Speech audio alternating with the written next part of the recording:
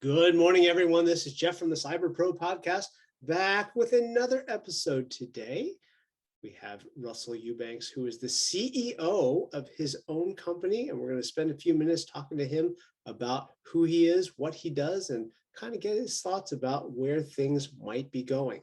And on that, question number one, Russell, thank you for being with us today. We appreciate your time, and please tell our viewers a little bit about yourself and what you do. It's absolutely my pleasure to be here. Looking forward to this conversation for a long time. So, Russell Eubanks, been in cybersecurity long before we used the word cyber. Really enjoyed the privilege I've had. I've literally started at the bottom and moved my way up to the top to be able to literally lead large teams and large organizations as the Chief Information Security Officer. A year and a half ago, decided it'd be a great time to go out on my own. That's what I've been doing now with my company, Security Ever After. We say we help companies who lost their CISO stay protected from cybersecurity risk until they find a replacement. Wonderful. So let's dig into that a little bit.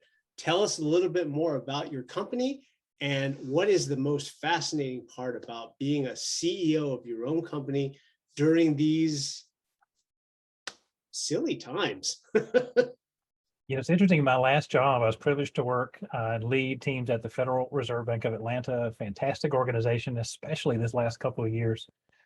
But it required a lot of travel. And so I was complaining about all my traveling, all my commuting and all the things that I was doing. And then of course, nobody's really traveling. And so some of the reasons to help push me over the edge, not a factor anymore. But the thing I like about it is to shift my focus from one very systemically important organization to now literally working with many different types of companies, many different industries, the companies, the types of problems that they're having, and the ability to come in and help them with experience and exposure in lots of different companies, both as a full-time employee as well as with a consulting background, to help them get over the issues or help them see perhaps with a new perspective how to face the challenges that they have. So that's just been incredible. And that's how I'm thinking about it, and just an amazing opportunity that I've had.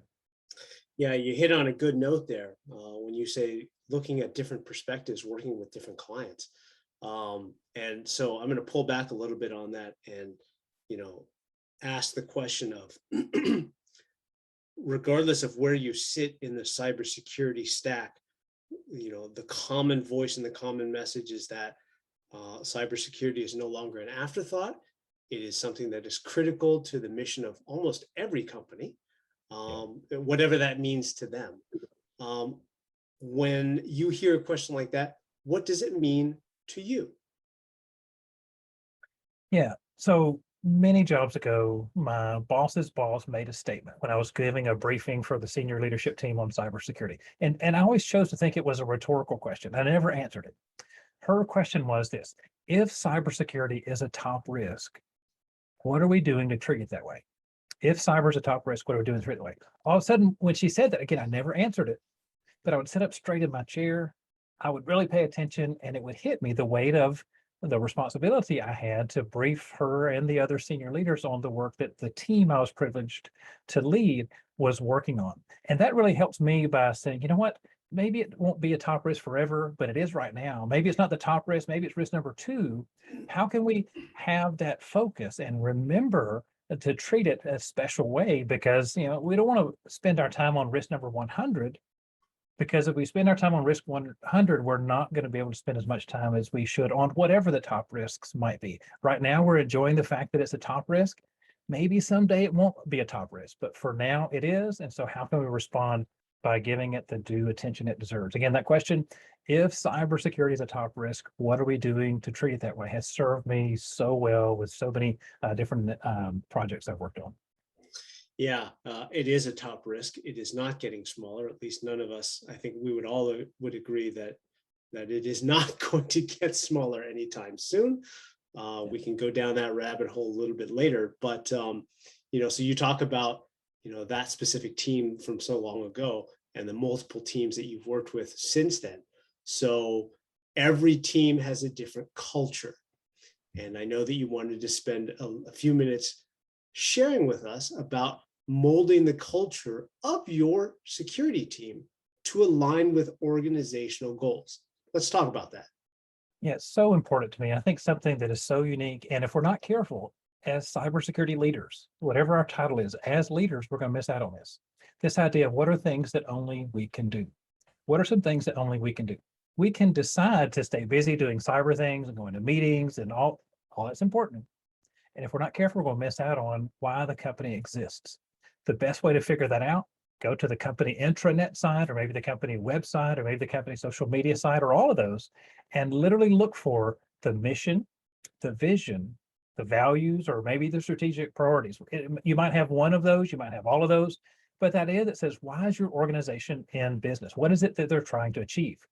And then on purpose, with a purpose, what you can do is to decide, instead of saying I'm busy because there's APT and I'm busy because there's ransomware and I'm busy because there's things to patch, all that's true. What if I change my perspective to say, the reason I work here is, and just something as simple as copy paste the words from, say, the company's mission statement. The Red Cross, their mission statement is to serve the most vulnerable.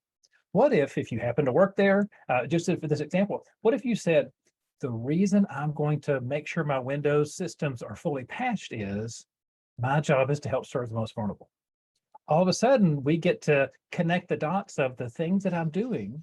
The Red Cross doesn't exist for cyber, but connect the dots to help the organization meet its objectives by understanding that, casting vision for that. You and the team that you're privileged to lead can stand out. And all of a sudden, the business doesn't have to learn cyber.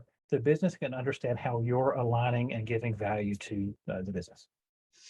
Wow, very, very well put. Thank you for that. Question number 5, fun question. Let's wrap it up. We got a little deep there. Let's lighten it up a little bit. We love to ask folks because, honestly, most of our podcastees are, kind of in the same age range. We're kind of all alike a little bit. So we'd like to ask, what is your favorite piece of retro technology that always makes you smile? Every time, without question, it's back in the late 70s. I'm old, I've been around for a while, but I'll never forget my grandfather, the person I got my name from, Russell Bellermore. He came home with the first generation Sony Walkman. I didn't know what it was, but I knew it looked cool, and I knew I needed to get one. It caused me to start and sustain my obsession with technology, computer security, and all those things that goes way back then.